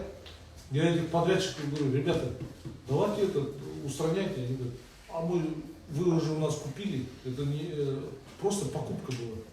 Понимаете, такие препоны серьезные. И так как будто парламент на вас повлиял, что вдруг вот так вот. Ну, А раньше вы не видели этого? Не, я же говорю, я и в Экибастузе выявлял, и в Павлодаре выявлял. Но я это, вот, допустим, по Экибастузу, когда мне заставляли вот эти ипотечные дома передавать гражданам Нур-Султана, когда у нас там своих очередь полная, я 3 или 5 записок написал. Но я это прокурору, КМБ, Аким области, зачем вы переселяете людей с Нур-Султана, хотите, ну не так писал бы, когда у нас проблемы здесь в Экибастузе, у меня столько очередников, которым вот это жилье строилось по льготной ипотеке. Зачем мы это, с Нур-Султаном? Ну, господин Бакалов написал на имя президенту письмо. Я инициирую программу Нурлы Ертыс. У нас здесь в Экибастузе очень много свободных вакансий. Мы хотим помочь Нур-Султану переселить людей, которые ищут работу. Зачем? Это потом мне прокурор области, у меня официальный документ есть, пишет таким области. Господин Бакалов, зачем вы этот вопрос инициируете, если у вас в Экибастузе такая большая очередь? Тем более эти дома строились для льготных ипотечников, а вы их сейчас бесплатно передаете переселенцам. Эти документы есть, но зачем в тот момент надо было СМИ? Почему нет?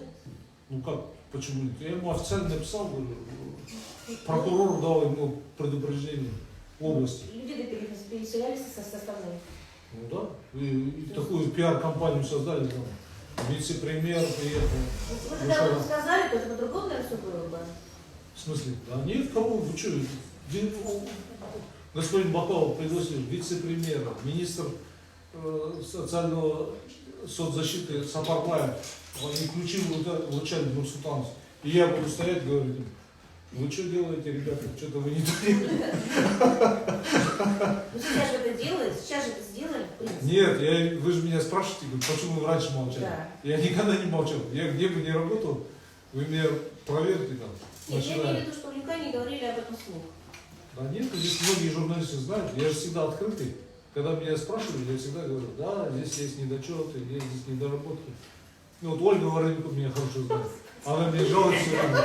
Вы кроме... Она говорит, кроме одной шоколадки, вы мне ничего никогда не платили, ничего не было. Я говорю, ну извините, я госслужащий, завтра я вам что-нибудь заплачу. И вы так говорите, как будто я вас деньги помогала. Нет, ну вы мне... Нет, вообще, я вам что могу заплатить? Ну, она спрашивает меня, я ей отвечаю. Вы посмотрите в отеле, она мне там в Экибастузе вопрос задает. Говорит, господин Ашимбетов, что вы там против имеете скота, которую закупили там из нее? Я ей четко говорю, да, я против имею, потому что в неизвестном направлении испарился скот.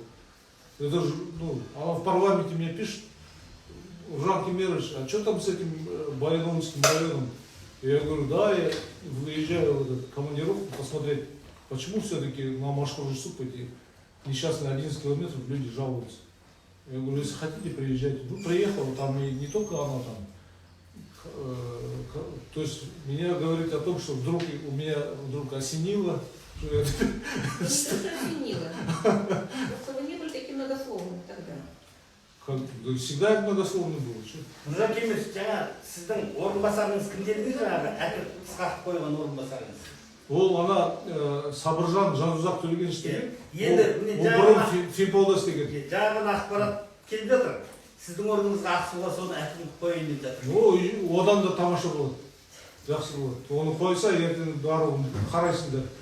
Қалай ол Финполдас деді, неге жұмыстан шықты.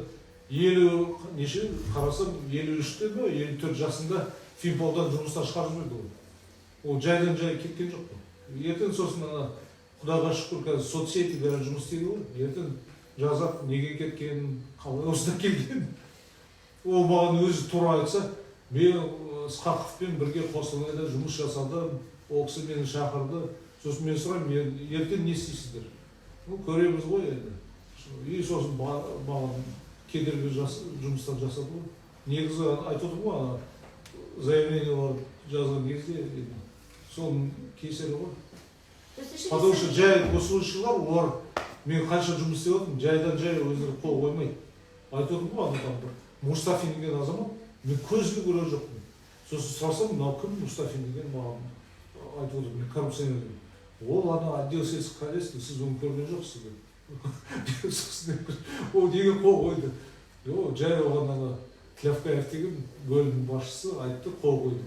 Ол жалған мәселе ғой. Ертең ана Мұстафинді сотқа бір жерге шақырса, сұрайды ғой.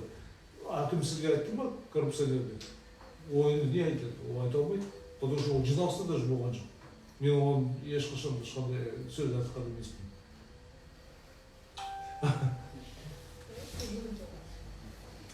Ладно. Скажите, а вот есть, когда вы были акимом Павлодара, такие вещи, которые были делать, за которые вы теперь жалеете, что они были сделаны неправомерно?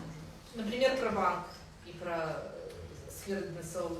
Если уж так пошло такое откровение. Ну, по откровению скажу, вот по банку, да, который на улице Торайгерова. Смотрите, вот этот банк, они хотели вкладываться, действительно хотели офис построить.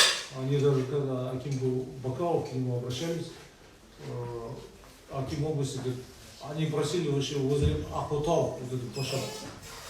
И, говорит, я им отказал, я говорю, да, правильно. Теперь, говорит, все равно они просят какую-то открытую местность. Потом приехал председатель правления этого банка в область.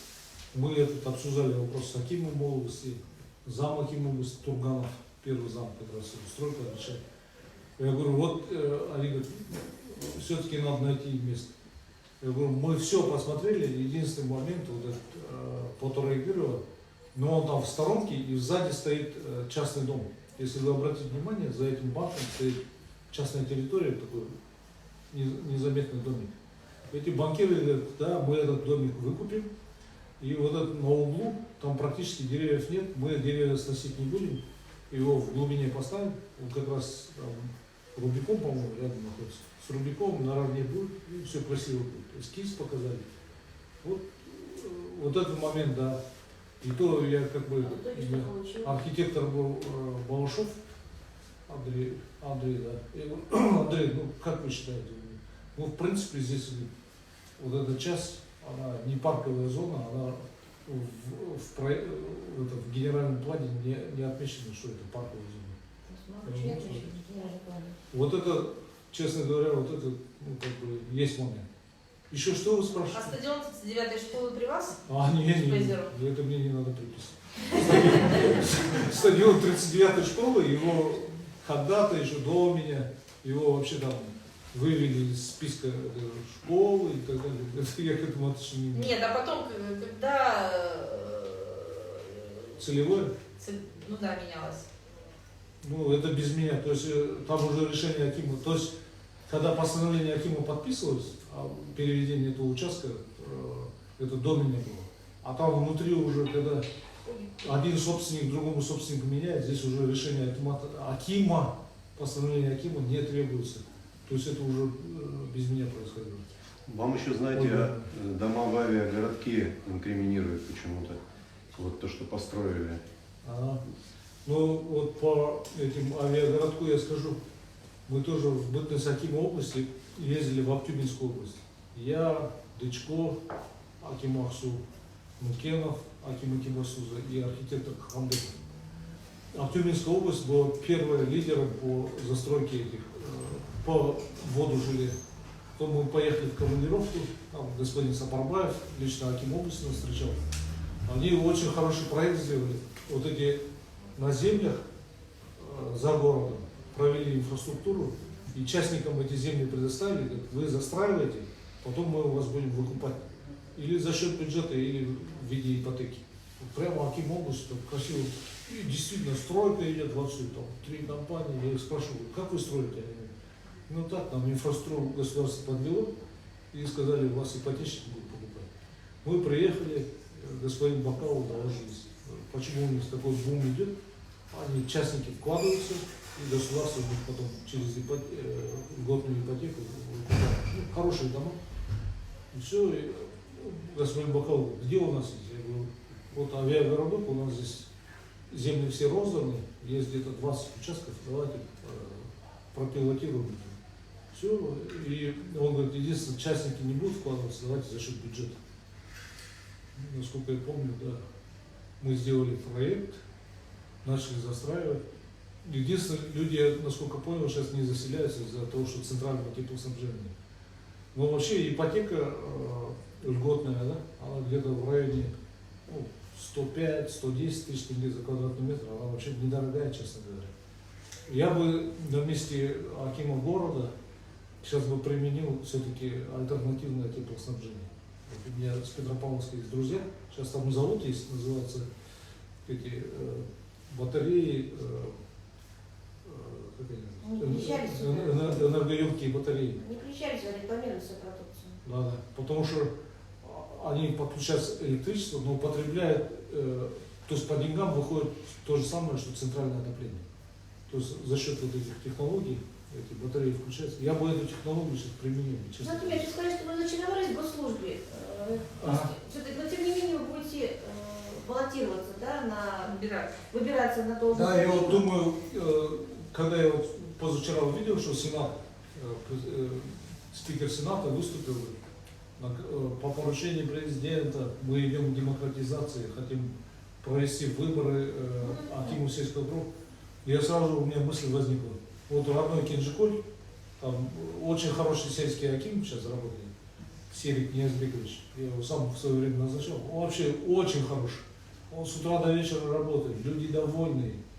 И он говорит, ну, Жан Кемерович, мне уже пенсия осенью, как мне участвовать в выборах? Я его не знаю, честно говоря. И потом мне мысль возникла, а что если я в родном селе, все-таки я там 10 лет в детстве прожили, люди меня знают, проведу этот эксперимент, подам заявку кандидатам. То есть вы с ним будете конкурировать, получается? С кем? Ну, с этим хорошим Акимом нынешним.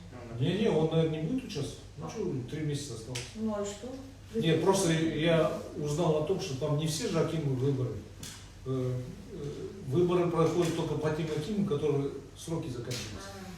Просто у меня, почему я говорю, что он мне эту информацию сказал, что по мне в июле месяце, возможно, выборы будут. А вариант Б есть? Бизнес. Ну, если это А вариант, а вариант Б должен быть какой? Может, как вы стану журналистом, блогером. А что простые? Я всегда думаю, как простые люди живут. Ну, хорошо, у меня здесь зарплата хорошая и так далее. Попробую простым человеком быть. Журналистом. Как люди живут на маленькие зарплаты и так далее. Я думаю, что тяжело вам будет жить на маленькую зарплату. Ничего страшного. У меня, правда, ипотека есть. Я в Астане, вот, когда депутатом был, квартиру взял, ипотеку. После недвижимости что у вас есть? Вот только квартира ипотечная в Астане, больше ничего. А подали? Нет. Ваш дом был? У меня дом был, я сыну его отдал. Ну как отдал? отдал? В вашей семье остался. А В вашей семье. мама моя живет там с детьми. У меня 4 детей, 2 внуков. Куда ваши?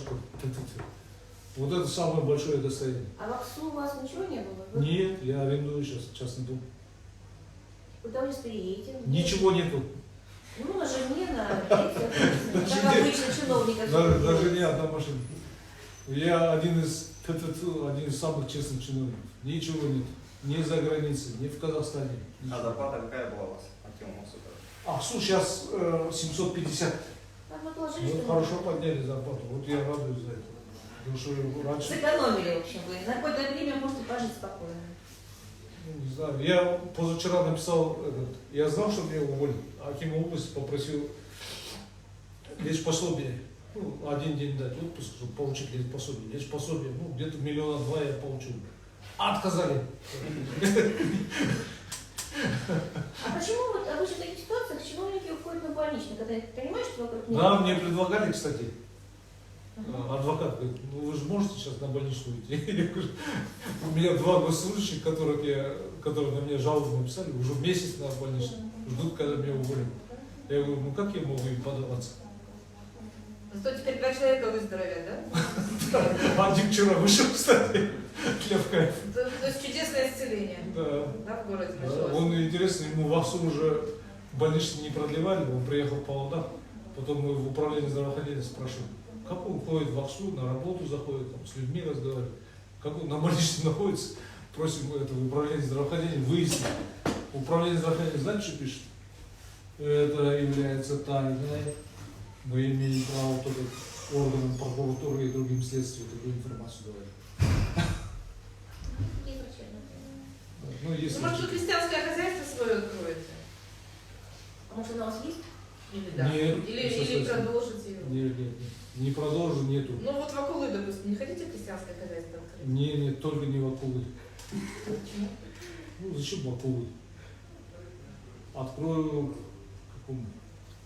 Может, на родине своих предков в Баянурском районе. То есть область вы не хотите покидать, да? То есть за пределы Вот области не точно, мне тоже говорят, может, в Аксу, то есть в Астану, мне там были предложения, кстати, в этот ООН, там есть такая организация ФАО, это Министерство сельского хозяйства ООН. Они мне четко сказали, давайте на контракт, перед тем, как я в парламенте работаю. Но они, скорее всего, предложение не внесли, там зарплата высокая. Больше, чем Акимаксу? Больше, чем Максу, да. Ну, $3000 это хорошая зарплата. Ну, наверное, после этого скандала. Они меня пригласили Захотели? специалистом по аграрному сектору. ФАО, знаете? Да, есть такая. Ну и вот А сказали, вы что туда не пошли? хотел в госслужбу. Я прямо им четко написал, говорю, еще одну попытку сделаю, потом. Это после парламента они вас уже звали? Да, они во время, когда я работу искал, они официально мне говорят, давайте контракт. Жалеете теперь? Нет. Что не Зачем пошли же? Вы что, я сейчас после Аксу население меня там, как сказать, поддерживает. Ну, оно поддерживает и заботит, Через вы неделю же знаете. Через неделю вас забудут. Ничего страшного. Самое главное уже, представляете, сколько я государственных служащих спас. Теперь они, прежде чем эти подписи ставят, 5 раз вспомнят меня. Думаете? Да, 100%. Мне госслужащие сами звонят же. Ну, уже Аркадий Ильич глаза открыли. И даже позавчера селектор проводил круг. Олег Павлович, он новый первый замок. И там на совещании говорит, как будем выполнять в этом году, вот желе. Там, раньше таких речей не толкали. Мы не можем эти фантастические цифры подтвердить прямо в упор. Я потом ему говорю, Олег Павлович, я в этом году план выполнил. Он говорит, как? Я говорю, прошлые акты ввода, которые дома не введены, я сейчас аннулирую и по новой их введу. У меня рост был. Он говорит, а так возможно? Я говорю, ну конечно возможно. Мы, те акты, они оказались туфтовые, прием коронов. Сейчас их аннулируем и фактически мы их будем сейчас принимать. Вот, в мае 2 дома примем, они уже закончили. И мы же будем статистику отчитываться. Я говорю, я этот план выполнил. Он говорит, ну хорошо. А акимы сельских районов уже понимают. Они говорят, ну, Олег Павлович, это невыполнимо. То есть фактически то, что там прописки были, они сейчас госслужащие, прежде чем подписаться, они 2 раза подумают. Скажите, пожалуйста, по суду, как вы думаете, сейчас отзовет Акимаксу иск по Кронагро? Нет. Ну как нет? Просто проиграет. Нет, ну он же может это звать. естественно, может Не, подать, не. может, имеет право отозвать, и тогда суд не Я рассматривает. не знаю. Будущее. Тем более, учитывая уровень сейчас правового отдела в Акимате, Уровень свадьбы. Я же говорю, вот судиться. этот руководитель этого правового дела, который иск не готовил, все, он ушел на декретный отпуск. Я его спрашиваю, ты что, мужчина на декрет? Он говорит, ну, на меня давление идет. Сказали, Аким город все равно уйдет, зачем ты здесь сидеть? Ну все. Спасибо за участие в заседании. Всем здоровья, успехов.